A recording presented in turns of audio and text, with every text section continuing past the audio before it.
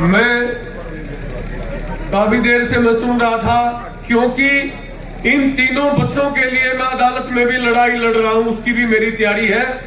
और बार बार मैं जेल में जाता हूं इनके पास, इनका हौसला अफजाई के लिए इनसे मैं मिलता रहता हूं। और प्रशासन की भी नजर मेरे ऊपर रहती है कि भाई ये वकील बार बार क्यों आता है। और मेरी वकालत का मकसद केवल ये नहीं कि मैं प्रोफेशनल वकील हूं। जितने भी किसान आंदोलनकारी हैं, जहां भी किसानों की पीड़ा होती, पूरे हरियाणा में हम किसानों के लिए फ्री ऑफ कॉस्ट लड़ते हैं। ये हमारा प्रोफेशन है। मैं काफी देर से सुन रहा था, दो शब्द बुजुर्गों और नौजवानों ऐसे हैं, किसान और एक आंदोलन।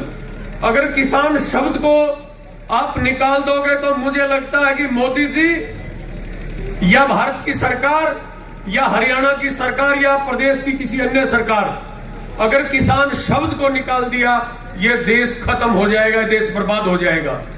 कोरोना टाइम में हमने देखा 85% जीडीपी को उठा के रखा तो केवल एग्रीकल्चर सेक्टर ने उठा के रखा, किसानों ने उठाकर रखा। और दूसरा शब्द आंदोलन। जब आंदोलन खत्म हो जाते हैं, जयप्रकाश नारायण एक बात कहा करते थे, जब सड़कें खामोश हो जाती हैं तो संसद आवारा हो जाती है। मेरे साथी बैठे भी हैं और मुझे कोई संकोच नहीं है ये बात कहने में, हमारे देश का प्रतिपक्ष कमजोर हो चुका है। नहीं तो सरकार इस प्रकार का दुस्साहस नहीं कर सकती। 307 जैसे संगीन मुकदमे लगाकर उनको जेल की सलाखों के अंदर डाल दे। मैं वीरेंद्र गोयल से भी मिला हूं, मैं प्रदीप मदीना से भी मिला और मैं अक्षय नरवाल से भी मिला और बार बार मैं मिलता रहता हूं। हम सरकार से, पंचायत के माध्यम से ये चेतावनी भारत की सरकार को, हरियाणा की सरकार को देना चाहते हैं कि आप चेत जाइए। आईपीसी जो इंडियन पिनल कोड है, वो देश के 140 करोड़ लोगों के लिए तुम्हारे बाप की जागीर नहीं है। वो हरियाणा पुलिस ने अपने बाप की जागीर बना के रखा है इंडियन पिनल कोड को। किसी मासूम नौजवान को उठा के 307 जैसा, 307 इतना खतरनाक मुकदमा अगर हरे पेड़ पे लगा दो तो उसकी टहनियां सूख जाए। आपने उनके ऊपर लगा दिया जिन लोगों ने कुछ अपराध ही नहीं किया। अरे लगाना चाहते हो, तुम अपने बाप की औलाद हो। मैं खट्टर साहब से कहना चाहता हूं, मुझे कोई संकोच नहीं है बात कहने में। अगर तुम्हारे अंदर हिम्मत और जज्बा है तो 302 की धारा उसके खिलाफ लगाइए, जिसने एक मासूम में घर के चिराग शुभकरण को गोली मारकर मौत की नींद सुला दिया, शहीद कर दिया, उस पुलिस वाले के खिलाफ लगाइए। और ये बातें चली हुई थी कि एसपी जी से हमारे भाई कह रहे अंदर हूं। मुझे ऐसा लगता है कि अगर हरियाणा सरकार में थोड़ी सी नैतिकता हो, आज इस पंचायत में को रद्द कर सकता है, कैंसिल कर सकता है। ये जिला पुलिस अधीक्षक जो जींद है उसके अधिकार क्षेत्र में आता है। मुझे भी बताया गया कि वकील साहब आप लोग जाइए और इनके लिए बेल के लिए ट्राई कीजिए। एसपी के बाप का राज है क्या? एसपी सेशन जज को बोलेगा कि तू इसकी बेल दे दे, वो उसके अधिकार में आता है। वो न्यायालय के अधिकार क्षेत्र की बात है, क्योंकि न्यायालय को पता है ये राजनीतिक मुकदमा है। इन बच्चों का कोई 751 का मुकदमा भी इनके खिलाफ नहीं है। इन्होंने 307 का अपराध कब से कर दिया, कहां कर दिया? ये अपराधी नहीं है। अदालत जानती है, अदालत छोड़ेगी, जमानत लेगी तो अपने विवेक के आधार पे लेगी। पुलिस कप्तान के रहमो करम पे अदालत नहीं लेगी जमानत। अगर सरकार में नैतिकता है जरा सी भी, तो इस मुकदमे को री इन्वेस्टिगेशन करवाइए, इस मुकदमे को पेश करवाइए, इस मुकदमे को रद्द कीजिए। और मैं सभी पंचायत के साथियों से मैं जिम्मेदारी के साथ कहना चाहता हूं, मैंने प्रतिपक्ष की भी कमजोरी बताई। सरकार तो जो जलालत कर रही, जो हवानियत कर रही है, वो कर ही रही है। मैं रुक नहीं सकता कहे बिना। किसान का खून मेरी भी रगों में बहता है। मैं किसान नेताओं से भी कहना चाहता हूं, तुम बिना इकट्ठे हुए कौल दे देते हो किसी को भी, और तुम अपनी राजनीति चमकाते हो, किसी के घरों के चिराग बुझ जाते हैं। लड़ाई लड़नी है तो संगठित होकर लड़िए। जब तक तुम संगठित होकर लड़ाई नहीं लड़ोगे, फतेह हासिल नहीं हो सकती। 13 महीने आप और हम सब दिल्ली के बॉर्डरों में बैठे थे, किसान नेता और ये जनता साथ में थी। क्योंकि जब जर्नैलों में लड़ाई होती है आपस में, मैं इस मोर्चे पे लड़ूंगा, उस मोर्चे पे लड़ूंगा, तो फतेह हासिल करना बहुत मुश्किल हो जाता है। तो बहुत विनम्रता के साथ मैं कहना चाहता हूं, क्योंकि ये आज मौका नहीं है इस बात को कहने का। मैं किसान नेताओं से भी विनम्रता के साथ कहना चाहूंगा, जब तुम्हें चंडीगढ़ में केंद्र के मंत्री बुलाते हैं मीटिंग करने के लिए, तुम इन 3 नौजवानों की रिहाई का मुद्दा भी उठाओ किसान नेताओं, अगर तुम्हारे अंदर भी नैतिकता जिंदा है तो। ये कोई जींद बस स्टैंड में जेब काट के हरियाणा प्रदेश का किसान और मजदूर तुम्हारे साथ है। और जिंदा कौमें कभी इंतजार नहीं किया करती लंबे दौरों का। सरकार को मजबूरन इनको रिहा करना पड़ेगा। और केवल इन 3 बच्चों की रिहाई की बात नहीं है, जो सैकड़ों नौजवान जेलों में बंद है, जिनके ऊपर मुकदमे दर्ज किए गए हैं। और जो सबसे मुख्य मुद्दा हमारा एमएसपी का है, जिसके बारे में कहा जाता है अरे कम से कम किसान और कुछ नहीं मांगता तुमसे, केवल ये कहता है कि जितने इस देश में भगोड़े मोदी हुए हैं, जितने मोदियों ने इस देश को लूटा है, उस लूट का आधा हिस्सा किसान को दे दो। किसान की एमएसपी भी लागू हो सकती है, किसान का कर्जा भी माफ हो सकता है, किसान के बिजली के बिल भी माफ हो सकते हैं। आपने मेरी बात को सुना, आपका बहुत बहुत धन्यवाद। और इनके लिए कोई चिंता करने की जरूरत नहीं, हम आखिरी सांस तक नौजवानों के साथ लड़ेंगे। धन्यवाद। जय जवान जय किसान। का कहता हुआ तो मेरी हाथ जोड़ के राम राम, मेरी मातृशक्ति थे भी हाथ जोड़ के राम राम। देखो बुरा तो लगेगा जो कुछ कहा, हाँ सच्चाई बात है, क्योंकि हमने वह बात माइक पर समर्थन नहीं चाहिए और जेल में सब तक जावा, आंदोलन में लाठी खावा। या 1857 वाली क्रांति, जो 1857 में क्रांति आई थी, वह भारत में ही बहरी है।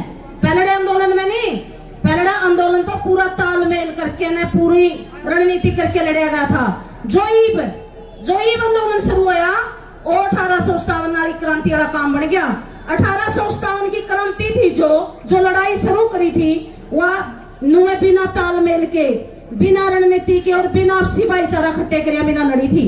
और इसीलिए हमें फैल हुए थे उसमें और फैली थी कि वो काम ना करो, ये तालमेल बनाओ, सारे एक हो और रणनीति तैयार करो कि भाई हमने कैसे चलना है। एमएसपी या तो भूल जाओ, क्योंकि 10 ने या 12 ने इन्हें आचार संहिता लानी है। जो आप लड़न लग रहे हैं, जो हमारे बालक जेल में जा रहे हैं, मना नूट लग रहा है कि भाई हमारे साथ जाट आरक्षण वाला काम नहीं हो जाए। जाट आरक्षण खत्म हो गया, हमारे बड़का पे केस फेर रहा। जो हमारा किसान आंदोलन था, देख बड़गी हुआ है, उठ के चलना के भाई बैठ जाओ, या तो पंचायत में आया नहीं करते और आए हैं तो बैठा करे हैं। जिसने धरना पाएगे धरना आया कर बैठ के देना। और हमारा तो इपी बिछड़िया भी रहा परिवार, जिन बैठे नहीं सकते भाई जेल में क्या जाओगे। और मारा एक सेवाई तो भगत सिंह बन गया और जेल में कोई डर की बात को नहीं, बढ़िया खातिरदारी हो रही है। जिसने समाज का काम कर दिया, जिसने बैर काम करो अच्छे या भीतर करो, उन्हें इज्जत इतनी है तो बैर मिलेगी, जिसने अच्छे काम करे हैं, और इतनी भीतर मिलेगी। क्योंकि मैं खुद जेल में जाके देख के आ रही हूँ, जेल में कोई तंगी नहीं, बिना किराए का कमरा है और मुफ्त की रोटी है। भाई चलो कितने में जेल में नहीं चलो, लेकिन हमारे एक चाहिए हमें जेल तक कुंडर दे, मुकदमे तक कुंडर दे। लेकिन मैंने को खट्टर सरकार में तेरी तो चलती है को नहीं। हरियाणा में चल रहा मोदी की, अमित शाह की, फिर मैंने चाहा भाई हमने मुख्यमंत्री फैसले कराया करें, इनका बस की बात को नहीं, लेकिन हमें हमारे फैसले आप करांगे। भैया ने भीतर को नहीं रहने देंगे, ना तो जमानत करा दे, बिना जमानत के बैर लेके आवांगे। क्योंकि बेरा हमें रोज तारीख पर तारीख लानी है। और जो हमारे युवा उठे हैं उनके डराने का काम करे। मैंने कहा मेरे भाइयों डरने की जरूरत को नहीं, या जो भाई और एक्शनर वाला और जेल में जेरे हमारे युवा ने ताकत मिलेगी, कमजोर को नहीं होंगे। कदे सरकार के बहमों की भाई कमजोर होंगे, रुक जाए बे ईब कोई और इतने बोलना है उनकी जमानत आंदे युवा फिर बीमारी है। अपना जो किसान बोलेगा उसका पाछा थापी करने थे पे जाए। राजनीति के एक घंटा बोले जो कोई छेड़ता को नहीं, कहते हैं लाठी खाने खातर को नहीं आंदे राजनेता के, जेल में जाने खातर को नहीं आंदे राजनेता का। इन्ना का स्थान दे समझो नु कहता दादा छोटू रामानी 2 बात सीख लो, एक तो दुश्मन ने पहचान लो और पुराना सीख लो। दादा छोटू रामानी तीसरी बात भी सीख लो। दादा छोटू राम ने वकाला छोड़ के राजनीतिक में था, जिन किसाना का भला कराया था, वो तीसरी बात कौन तरह याद आती दादा छोटू राम की। अपने बच्चे ने राजनीतिक में लिया, उनका बच्चा कब तक पढ़ाओगे तुम्हें? इन्हें थी बुलावा, इन्हें थी माइक दे, इन्हें थी ओकरे। मैं तो लोगों भाई सबने जेल में चढ़ाने डरते को नहीं, मारे भाई और उड़ा माने तो उन पे गर्व है। और मैं तो सलूट करूं उसकी माँ ने और उसकी बहन ने, उसके भाइयों ने। भाई तो हमने तो एक भगत सिंह पैदा कर दिया, एक भगत सिंह तैयार करके इस समाज ने अपनी हक दिलाने खातर जेल में जा रहे हैं। कोई डरने की जरूरत नहीं, कितने दिन भाई रही हो, कुछ न कुछ तो हमने दे के निकलेगा। किसान मजदूर एकता जिंदाबाद, किसान मजदूर एकता जिंदाबाद। हमारे भाइयों को रिहा करो, हमारे भाइयों को रिहा करो।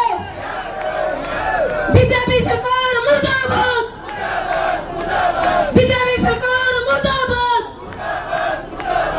गलती हो तो माफ कर दियो, धन्यवाद। बहुत अपना न्यू देखना, अपना संगठन क्यों कर मजबूत हुआ है, या लड़ाई क्यों कर जीतनी है। और सरकार की बात में आ रही है, सारी मांग रही है अपनी, थोड़ी दाब की जरूरत है। जब तक थोड़ी दाब दे दो, थोड़ा साथ दे दो, सरकार अगले दिन यूं कह देगी तारे सारे हमने मांग ली है।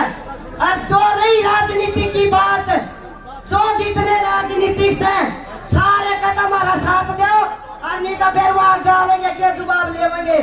एक बात मैं यह कहना चाहूँ, सारे इकट्ठे होकर और सारे यह लड़ाई जरूर जीतनी है और जीतांगे। चाहे अपना कितने क्यों करे भी अपने हिसाब का अपना मजबूती का अपना संगठन करो। मेरी ये दो है बात है। और जो 307 के मुकदमे ला रखे हैं, जितने बाका का ओरा के भी गुआंढी बाका का बहुत ला रखे हैं, ठीक है। और यह रोज से गाड़ी सीआईए ने संभाल दियो, ये ठाक ले थे अक्षय ने। जय जवान जय किसान, कि गलती हो तो माफ करिए। भाई मैं